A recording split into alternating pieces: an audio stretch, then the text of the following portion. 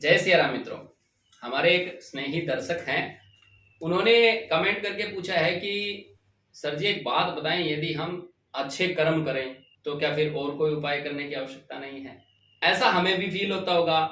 बहुत सारे लोग हमें मिलते हैं समाज के अंदर, बहुत सारे लोगों की खुद की ऐसी अवधारणा है कि यदि हम एक परमात्मा को मानते हैं और अपनी जगह पे हम अच्छा काम करते हैं तो फिर हमें और कोई उपाय करने की क्या आवश्यकता है।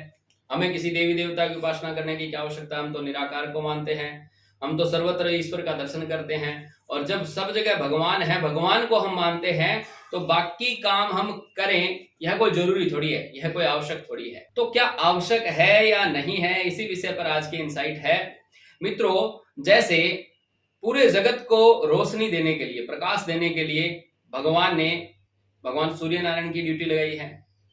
अब सूर्य उदय होते हैं तब दिन निकलता है।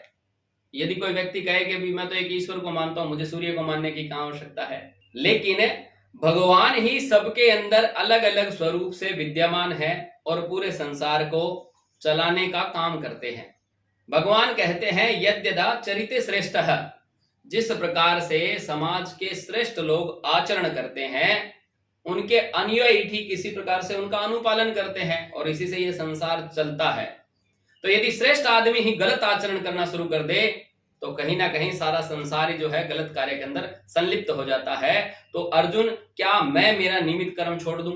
इसको उदाहरण से समझे कि समाज के अंदर जो मुख्य व्यक्ति है, प्रथम लाइन के जो व्यक्ति है, यदि उनका आचरण कहीं ना कहीं पे शास्त्र विरुद्ध होगा तो उनको देखकर और बहुत सारे लोग शास्त्र विरुद्ध ही आचरण करेंगे। और यह संसार जो सारा है, श्री कृष्ण कहते हैं ये कर्मों का यज्ञ है। इसमें प्रत्येक व्यक्ति के निमित्त कोई ना कोई कर्म है, एक दूसरे के पूरक है सारे संसार के वासी। जैसे अभी आप YouTube पे देख रहे हैं तो मेरे लिए आप पूरक हैं। यदि दर्शक ही ना हो, श्रोता ही ना हो, तो वक्ता चाहे कितना ही श्रेष्ठ बोले, चाहे कितना ही अमूल्य ज्ञान उसके पास हो, चाहे कितना ही अमूल्य अनुभव हो, यदि वो नहीं हो सामने तो किसके लिए बोले। एक गुरुजी के लिए शिष्य पूरक है, यदि शिष्य ही सामने ना हो तो गुरुजी पढ़ाएंगे किसे। वैसे ही एक शिष्य के लिए गुरु भी पूरक है, वैसे एक दर्शक के लिए एक वक्ता भी पूरक है। यानी सारा संसार जो है वो एक दूसरे का पूरक है, एक दूसरे के सहयोग से सारा संसार चलायमान है। और इस संसार में हम किसी ना किसी रूप में, किसी ना किसी संदर्भ के अंदर दूसरे व्यक्ति को, समाज को पूर्णता देने के लिए आए हैं। सभी अपूर्णी तो है, और पूर्णता कैसे देंगे, क्योंकि हम उस पूर्ण के अंश है, इसलिए दूसरे को पूर्णता देना हमारा काम है। तो वैसे ही यह परमात्मा जो भगवान है, विराट स्वरूप में रहते हैं, जो निराकार हैं, उन्होंने अलग अलग स्वरूप से सारे संसार को चलाने का काम कर रखा है। तो प्रकाश देने के लिए सूर्य का निर्माण है, चंद्रमा का निर्माण है, हवा चल रही है, प्रकृति का सारा कार्यक्रम अलग अलग संदर्भों में अलग अलग रूप से चलायमान है, जिससे यह सारा सृष्टि चक्र चल रहा है। तो क्या एक अकेले भगवान ये सारा काम नहीं कर सकते थे? फिर अलग अलग रूप बनाने की आवश्यकता कहां थी? इसको छोटे संदर्भ में यदि आप समझे कि आपकी प्रधानमंत्री जी के साथ बिल्कुल निकटता है, आप बिल्कुल उनके सामीप्य में रहते हैं, आप उनके स्नेही हैं और आपकी एक बात को वो झटके से मान लेते हैं, तो क्या आपको फिर कलेक्टर की, आपको फिर एमएलए की, आपको फिर या अन्य किसी प्रकार की आवश्यकता नहीं पड़ने वाली? आपने यदि अपने डिस्ट्रिक्ट के अंदर कोई विद्यालय है, उसमें अपने बालक को लगाना है, तो क्या आप सीधे सीधे प्रधानमंत्री को कहेंगे कि प्रधानमंत्री जी मेरे बच्चे को विद्यालय में लगाना है, आप लगाइए जी, हम तो प्रधानमंत्री को जानते हैं? नहीं, प्रधानमंत्री कार्यालय से ही आपको यह बताया जाएगा कि भाई एक बार उस संबंधित विभाग के अंदर आप जाओ, वहां पे जाकर के जब आप अपने डॉक्यूमेंट रखोगे तो वो यदि वेरीफाई नहीं हो रहे हैं, वो काम जानबूझ के वो लोग नहीं कर रहे हैं, तो कहीं ना कहीं आपको अप्रोच की आवश्यकता रहती है।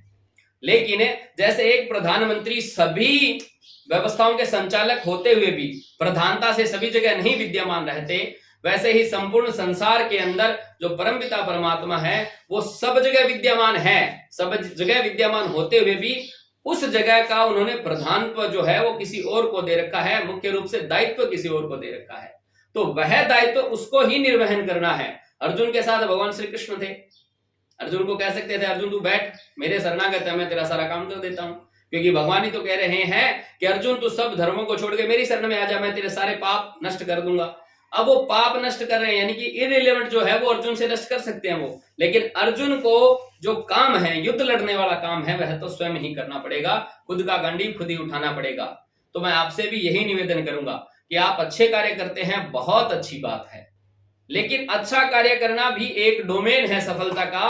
वैसे ही ये सनातन के अंदर जितने भी प्रकार के उपाय हैं, ये सारे उपाय पीड़ाओं से मुक्ति के लिए ही तो है।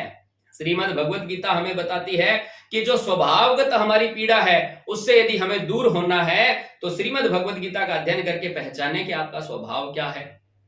यदि आपको कोई एनवायरमेंटल प्रॉब्लम है, बाहर से कहीं सहयोग नहीं मिल रहा है, आपका वैसा माहौल नहीं बनना है, वातावरण नहीं बन रहा है, तो इसके लिए वास्तु शास्त्र का हमें सहयोग लेना है। इसके अंदर जितनी एनर्जी फील्ड का वर्णन किया गया है, हमारे ऋषि मुनियों ने शोध किया है, और वो सिर्फ और सिर्फ इसीलिए किया है ताकि उनकी आने वाली संतानें, यानी कि हमसे भी आगे का जो संसार है, वो सभी सुखी रहें। इसलिए उन्होंने पूरा रिसर्च करके उनको छोड़ा है लिख करके कि इससे आप काम में लो, ताकि आपका एनवायरमेंट जो है वह सही हो और एनवायरमेंटल पीड़ा जो है वो दूर हो जाए।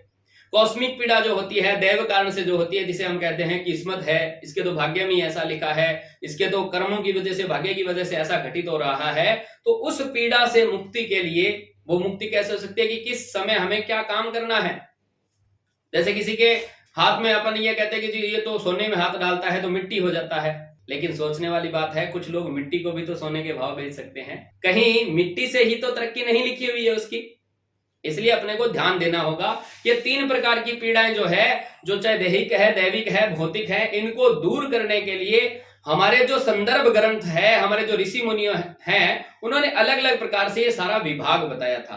तो इसमें जो कर्मों की अप्रोच है, वो श्रीमद् भगवत गीता के हिसाब से हमें दैवी संपदा वाली रखनी चाहिए। लेकिन केवल दैवी संपदा रखने से ही काम हो जाएगा क्या? तो श्री कृष्ण कहते हैं नहीं, आपको उसमें तप भी डालना पड़ेगा। क्या तप करने से काम हो जाएगा क्या? तो भगवान कहते हैं मूल जो स्वरूप है वो है आपके स्वभावगत काम को करना। तो एक श्रृंखला है, एक सीक्वेंस है। सबसे पहले स्वभाव पहचानना है, फिर उसके अकॉर्डिंग आपका काम पहचानना है, फिर उस काम को करने में प्रयास आपने कैसा करना है वो तप के रूप में बताया है, फिर माइंडसेट कैसा रखना है वो आपको दैवी और आसुरी संपदा के रूप में बताया है।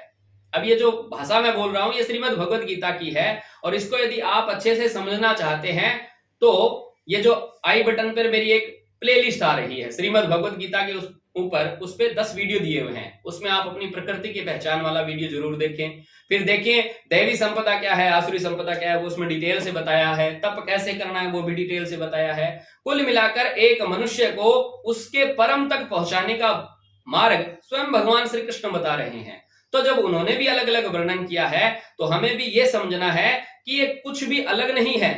अच्छा काम करना भी एक वही डोमेन है जो आपको सुख दे सकता है। वहीं चाहे वास्तु हो, चाहे ज्योतिष हो, और चाहे फिर अपना आध्यात्म हो, सबका एक ही उद्देश्य है कि मानव मात्र को पीड़ाओं से मुक्ति मिले और वो अपने परम तक पहुंचे।